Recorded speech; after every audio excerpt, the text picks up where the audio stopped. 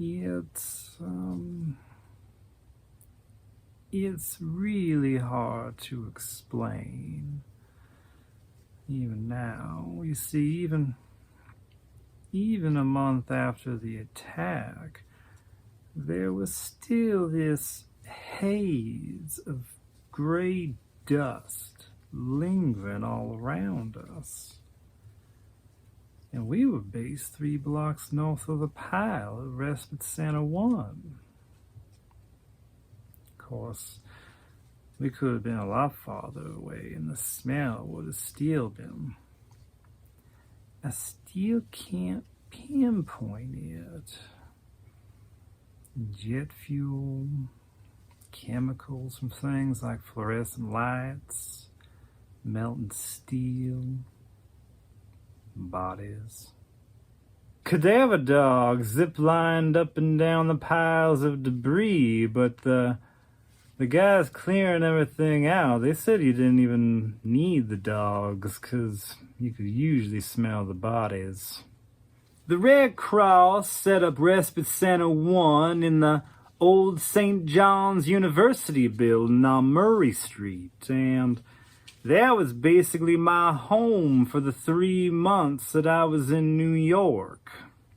Yes, I do national disaster response for the Red Cross, but everything before Ground Zero felt small, no matter how big it was.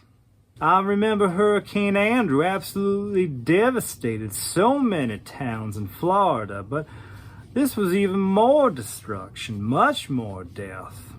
It was just compacted into the footprint of 2 very tall buildings. By that first Wednesday morning, I was driving from our house in Nashville to New York. Yes, all the airports were shut down, you probably remember, and it was deceiving coming into the city. Most neighborhoods, you couldn't really tell much had changed. People went to work, kids played in parks, but when I went downtown, when I saw the pile for the first time, I thought the whole world was ending. Now I can still see the jagged frame of what was left of one of the buildings standing there in the skyline, looking like an elephant's rib cage, like some lion had torn into its bones. The pile was smoking hot, and it didn't stop smoking the entire 3 months I was there. There were so many trucks hauling away debris, and those trucks were always hosed off to keep the dust down. Hundreds of workers would line up to get their boots hosed off before they left the site. Then they'd come to us at Respite 1 or 2.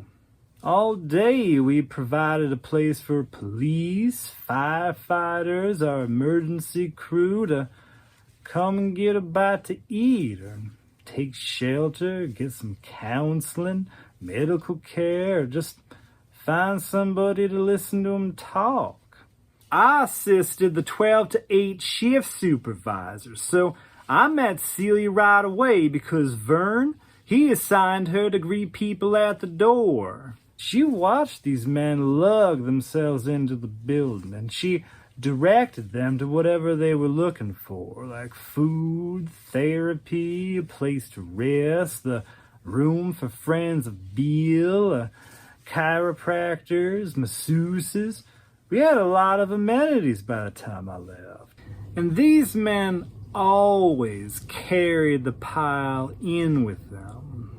No, I don't mean like physically, like the dust on their clothes. I mean, like, what am I trying to say?